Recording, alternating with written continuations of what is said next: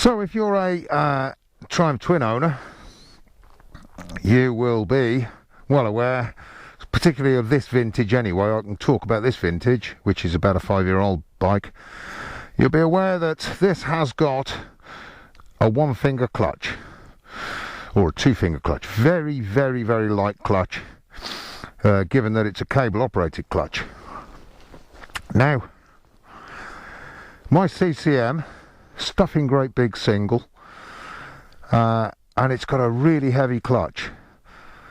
So what I'm thinking is, there's a gizmo you can get, which is a little short bit of cable and a little device that ups the leverage, if you like, assists the leverage, that fits around about there, and then your original clutch cable backs into the other side of it. And it's supposed to take some of the effort out of the clutch. Now, when it's cold and you're exercising your fingers, your hands, you feel it more. You feel it a lot more in the cold than you do in the middle of summer when it's lovely and warm. Now, as a result of racing motocross and picking up a few injuries all those years back, my third, fourth, and fifth fingers basically got quite severely broken. In fact, my little finger is still distorted now. That finger's okay. That one, you can see the knuckle's a bit swollen. I do have a little bit of trouble bending that. So that's kind of the reason why I already fitted stumpy levers to this bike, because I don't use all of my hand and on my right hand. Exactly the same injury on my little finger on the right hand. So I've got a bent little finger as well on that side. So as you get older and stiffer and less able to manoeuvre and do things, I've sort of bought bikes accordingly, bought bikes that suit my needs and my abilities. And that was one of the reasons I got this bike. I'm a Triumph fan. It is low enough and light enough that I can jump on it and throw it around. It's got super light controls.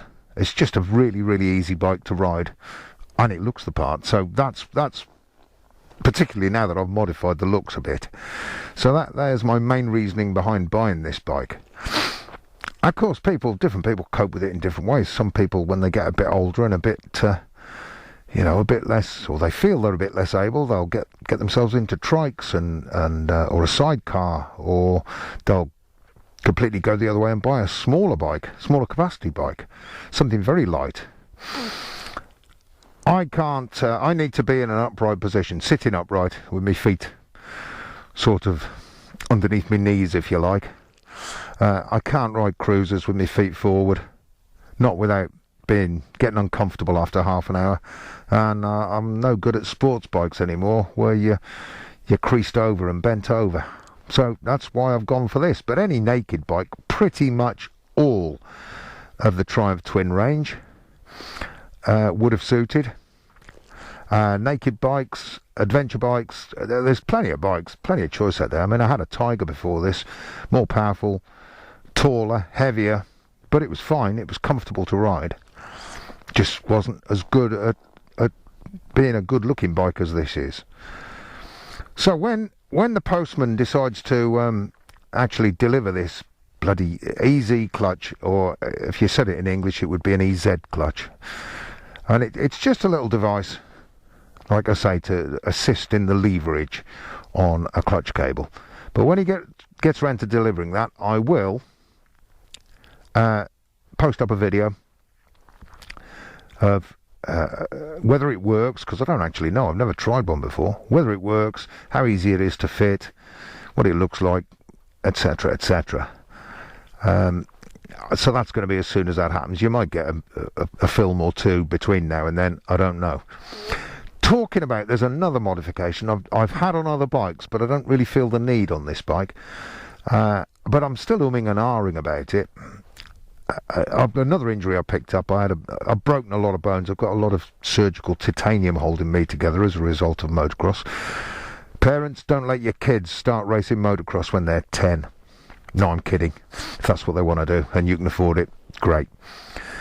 Yeah, I kind of buggered my right leg, lower back, right leg up pretty severely. Rear brake. Now on this bike, I can get at it, and I generally only tickle the rear brake rather than slam it on. So I don't need too much assistance in that direction. But on bikes in the past, I'd struggled with this because of these mirrors. I've had a thumb-operated front brake, which you can either. I've always put it on the clutch side, but you can actually mount it on the accelerator side if you want to. You can mount them either way.